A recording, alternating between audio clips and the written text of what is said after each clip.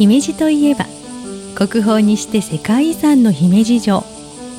その美しさは訪れる人々を魅了してやみません。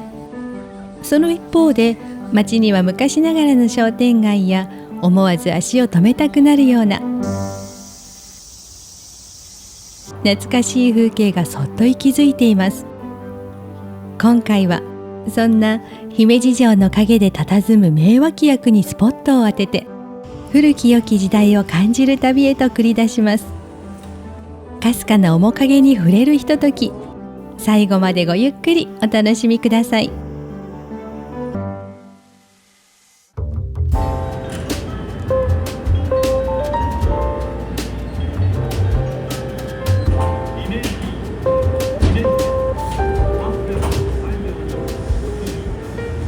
ということで JR 山陽本線姫路駅にやってきました。さすが新幹線も止まる駅、レールがいっぱいです。右へ左へ網だくじのような動きでホームに滑り込みます。新幹線も止まると言いましたが、こんな可愛い電車もやってきます。このコントラストがたまりません。やってくる電車を眺めているだけで小1時間楽しめそうですが、もう一つこのホームにはお楽しみがあるので向かいましょう。こちら駅そばです。見てください、この可愛らしいお店。酔っ払ってたら電車来てるやんって乗り込んでしまう酔っ払い泣かせのデザインです。この駅そばは知る人ぞ知る姫路のソウルフード。これを楽しみに今日は朝ごはん抜いてきました。で、魅力的なラインナップの中から選んだメニューは新名物姫路流姫路たこ焼き駅そば。新名物と煮え切らないのがちょっと気になりますが、挑戦しましょう。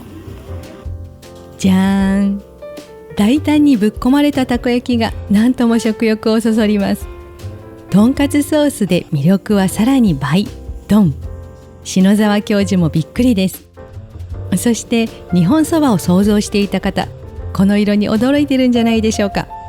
絶賛黄色寄りです。種明かしをすると、これは中華麺。和風だしに中華麺という謎の組み合わせです。なんでも駅そばが登場した戦後は小麦粉の調達が難しくて、小麦粉以外で麺を作って試行錯誤した結果、中華麺にたどり着いたそうです。奇跡の組み合わせ、爆誕です。一度食べたら癖になる味、途中下車せずにはいられない味。ぜひ味わってみてください。お腹もいっぱいで大満足。では改札を出て姫路の街に繰り出しましょう。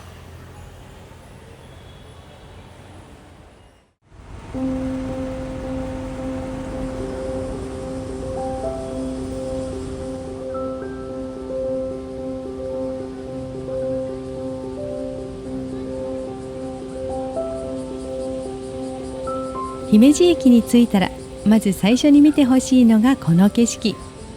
一直線の道路の先にドーンと構える姫路城。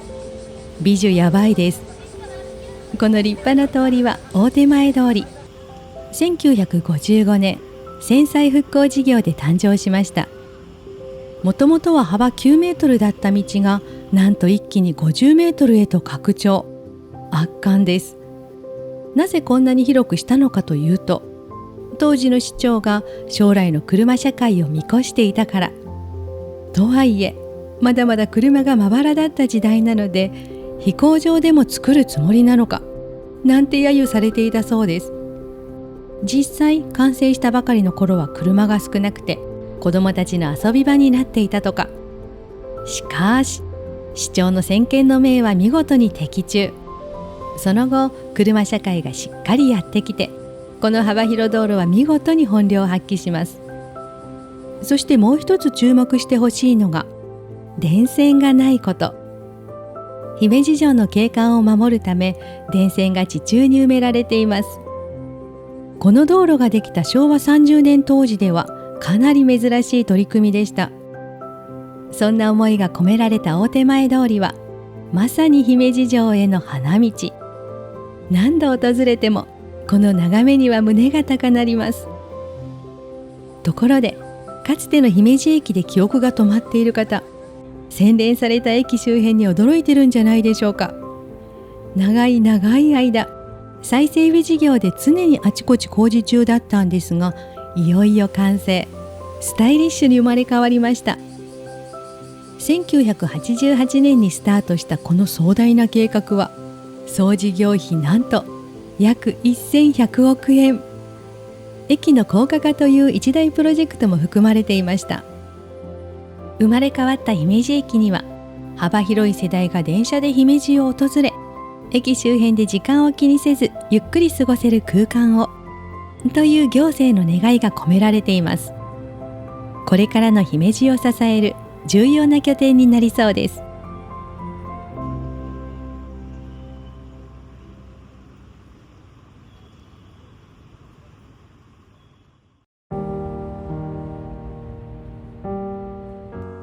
では、姫路城の陰で佇む名脇役、早速紹介していきましょう。まずはこちら、姫路モノレールです。ただの柱やーんです。悲しいかな、わずか8年間で廃止となった幻のモノレールなので、今は柱だけです。後でちゃんと姫路モノレールとは何ぞやと全体像もお見せするので、少々お待ちください。廃止となったのは1979年、昭和54年なんですが、その後も長い間、橋脚やレールはそのまま。21世紀になってもバリバリ残ってました。新幹線から見えるので、どんどん物悲しくなっていく姿、見たことあるよっていう方も多いのではないでしょうか。栄枯盛衰の枯と衰に引きつけられる私も、廃線跡を見るためだけにやってきたことがあります。その時の写真がこちら。さすがに今は解体が進んで、遺構も随分少なくなっています。一番の見どころだったモノレールがぶっ刺さっているビルも解体されていました。モノレールがぶっ刺さっているビルというのは高尾アパート。こちらです。左下にちらっと私が映っていますが、気にしないでください。3、4階部分をモノレールの線路が突っ切っていって、中には駅までありました。どうかしてます。下の階には商業施設、上は住居。音や揺れはどうだったんでしょう。営業している間に入ってみたかったです。こんな正気とは思えない姫路モノレール、興味が湧いてきましたよね。この先にある施設で本物を見ることができるので向かいましょう。てか、暑くてぶっ倒れそうなので、クーラーの効いたところへ避難です。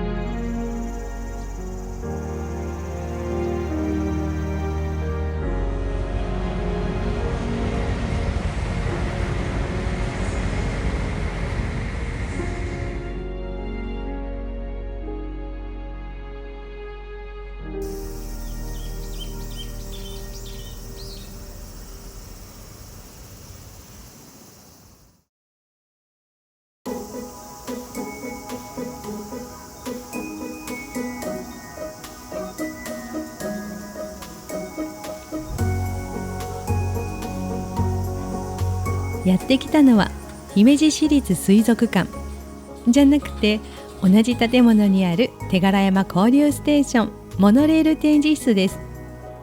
水族館が人気すぎてモノレール展示室の存在が激薄ですが、この先にあるので安心してください。無事到着。まずは本物の姿を拝みましょう。こちらです。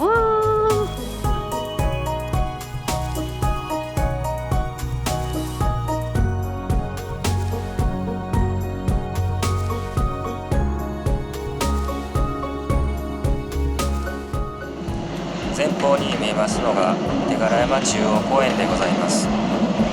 全国戦災都市の慰霊塔や遊園地、ローラースケート場などがございます。また日本で初めての山の上の水族館が開館しております。山の上の水族館では現在ウミガメの生態に迫る特別展も開催しております。ぜひお立ち寄りください。本日は姫路市営モノレールにご乗車くださいましてありがとうございました。まもなく手柄山に到着いたします。車内にお忘れ物のないようにお降りのご準備をお願いします。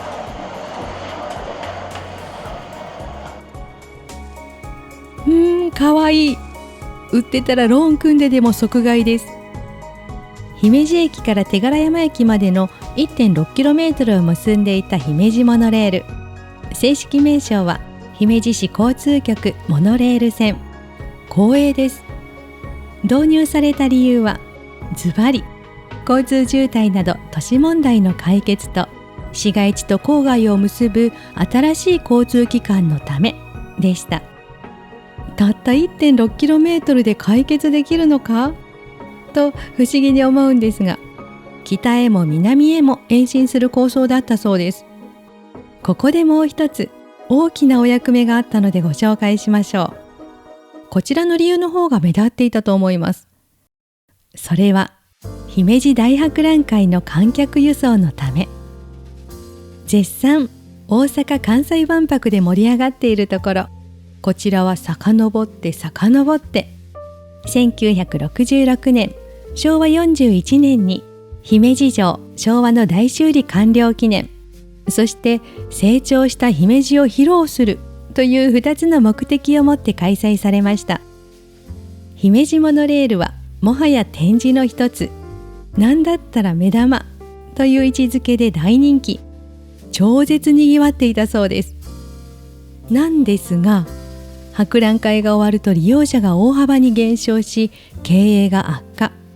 市内の交通機関として活躍する構想も延伸も立ち消えになりました。何せバスの運賃が数十円だった時代に100円。お祭り気分の時は財布が緩んでも日常使いには厳しい額だったようです。時代を先取りした取り組みではあったものの、無理のある計画だったと言われています。で、ここは博覧会の会場にあった姫路モノレールの手柄山駅そのもの。こうして展示室になっています。車両も駅プラットホームも当時のまま。ワクワクします。車内にも入れるし、小物もいちいちレトロ。見どころ満載で本気で作ってるのが伝わってきます。その証拠に大人たちの興奮度が半端なかったです。もちろん私もこの狭い空間に優に1時間以上いました。感謝の気持ちを込めて何とかお金を落としたい。なんせ入場料無料ですからとガチャガチャをすることにしました。これが出ますようにいきます。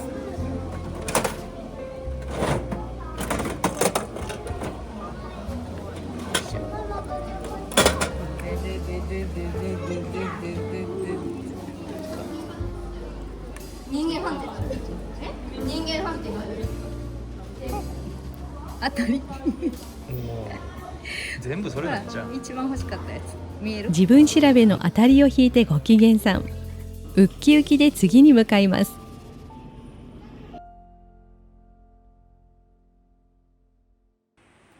モノレール展示室から歩いて数分、ちょっと不思議な形の建物が見えてきました。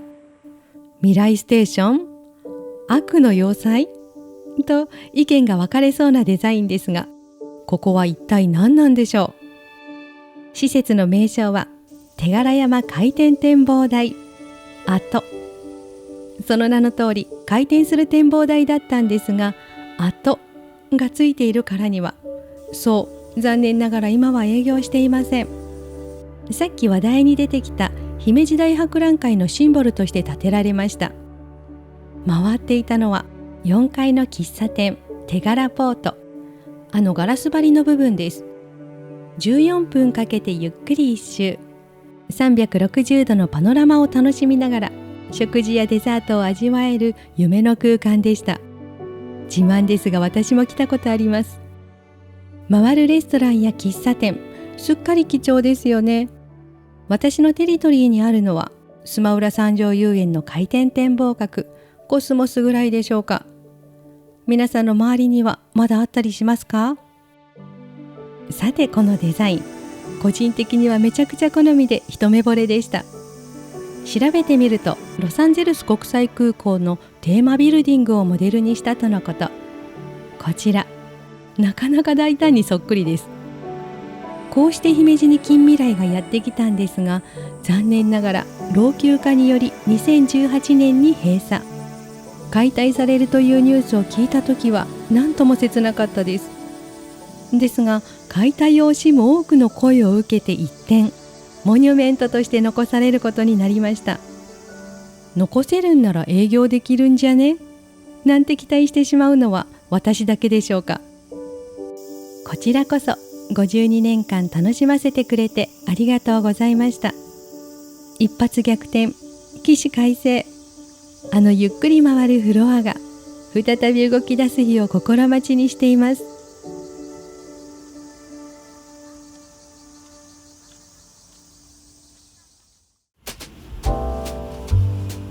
歩き回ってすっかりお腹がペコペコです。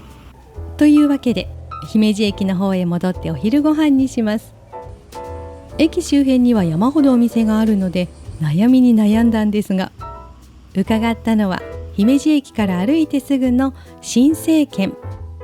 昭和35年創業、超老舗のラーメン屋さんで、地元の方なら知らない人はいないという有名店だそうです。この店構えはずるいですよね。入らずに通り過ぎるなんて不可能でした。いただいたのは大好物のワンタン麺。澄み切ったスープの塩ラーメンとワンタンがベストマッチでした。そしてメニューが潔いくらいシンプルで、優柔不断な私にはありがたかったです。これは通いたくなるお店。ご近所の方が羨ましいです。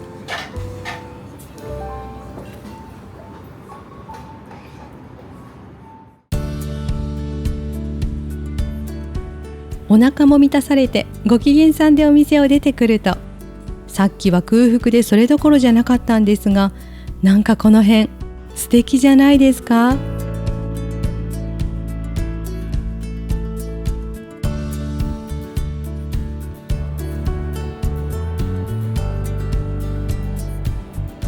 姫路にはこんな感じの味わい深くてこじんまりした商店街から、どーんと大きな商店街までたくさんの商店街があって、姫路城へ続く城下町を盛り上げています。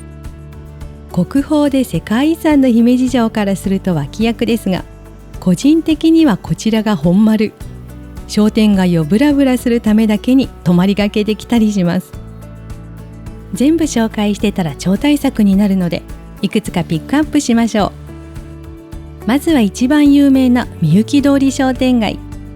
公式サイトによると全長は650メートルで、道幅も広くアーケードも完備。駅から姫路城へかけてずっと商店が軒を連ねる圧巻の規模で、何度訪れても新鮮に楽しいです。さらに右にも左にも別の商店街が伸びていて、なかなか前に進みません。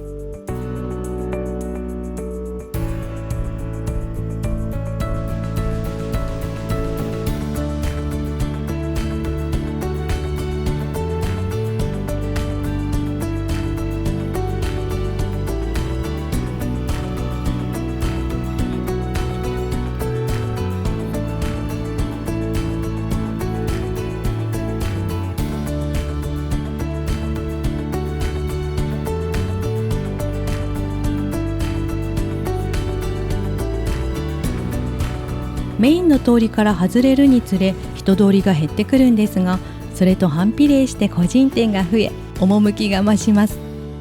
昭和にタイムスリップできる脇道への冒険、おすすめです。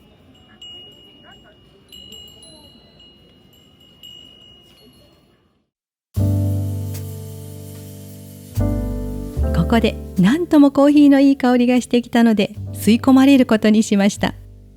みゆき通り商店街にある浜本コーヒー。お隣の昭和館にも心惹かれますが、髪はもう少し伸ばしたいので、今回はコーヒーにしておきます。店内に足を踏み入れると、そこはもう昭和。見た目だけじゃなくて、ピシッと背筋の伸びた接客で、あの頃を思い出させてくれます。サイフォンで丁寧に入れるコーヒー、名物のアーモンドトースト、最高でした。これまたご近所さんが羨ましいです。で、大満足でお店を出たら、こんな看板を見つけました。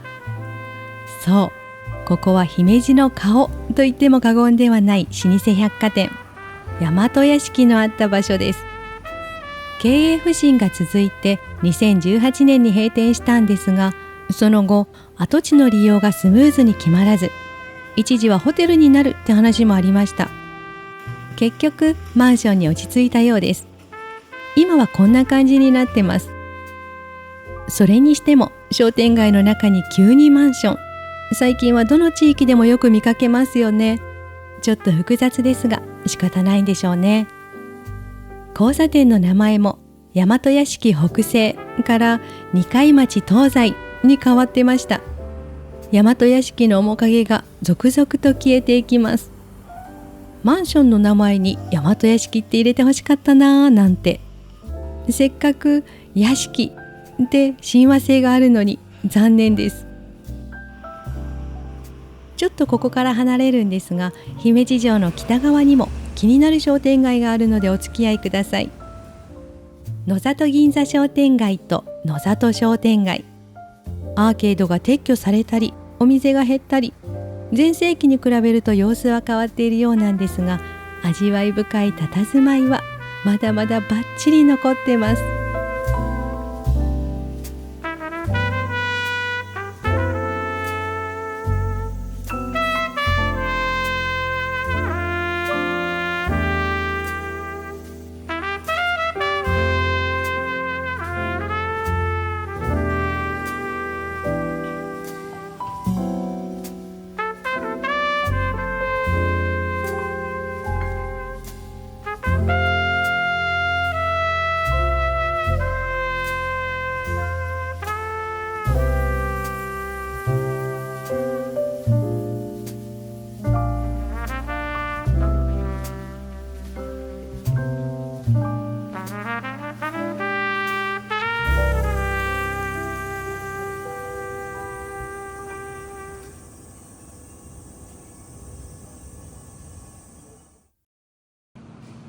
さて、姫路城の陰で佇む名脇役、ラスボスはジャスコシティ名店街。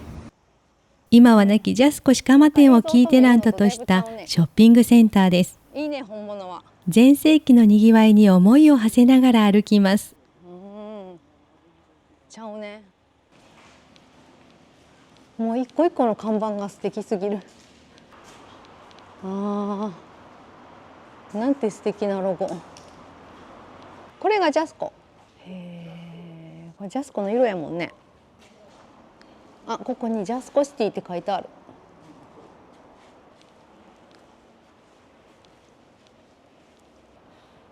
300円250円、永久に250円なんやもう書いちゃってるもん。あ、こっちにも通りが。ここまで歩いてない。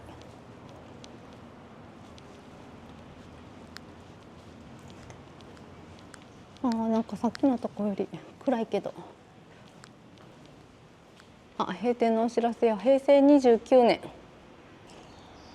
残しがいがあるわ、これは。あ、この絵さん。2月20日。いつの2月20日。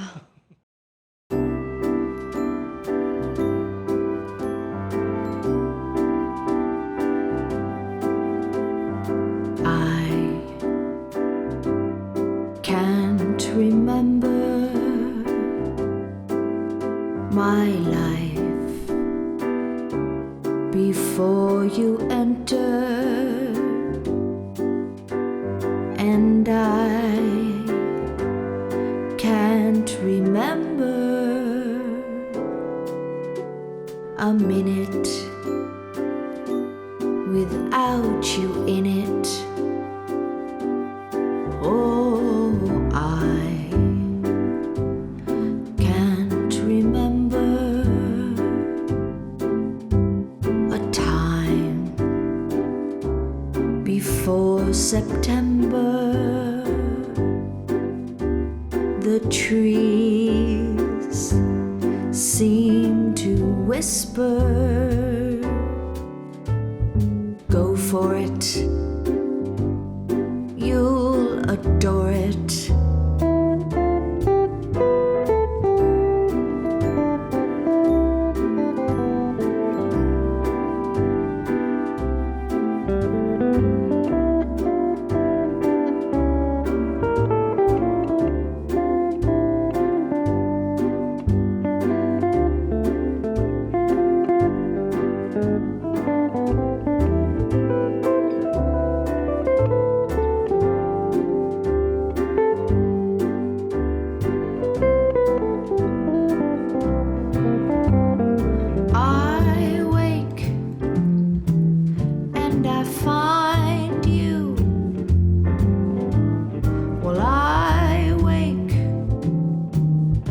You ring true. Oh, I can't remember. ジャスコ鹿間店は2006年に閉店してから20年近く経つんですが、今もこうしてひっそりと佇んだまま。ジャスコで会いましょう。それはもう叶わぬ夢ですが、こうして残像だけでも見ることができて感無量でした。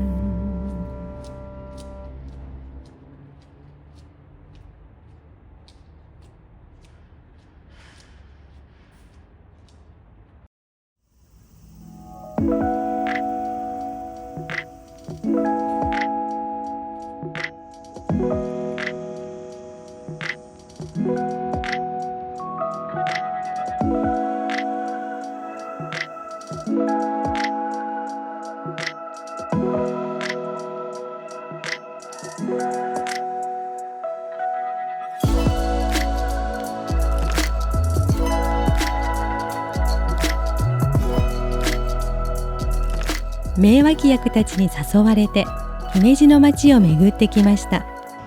さすが歴史ある町、味わい深い風景がいっぱいで古き良き時代に連れて行ってくれました。この動画を見て姫路探検に行きたくなったと思ってくれたら嬉しいです。名脇役を探す旅、おすすめです。最後までご覧いただきありがとうございました。よかったらチャンネル登録と高評価で応援してください。ではまた次回の動画でお会いしましょう。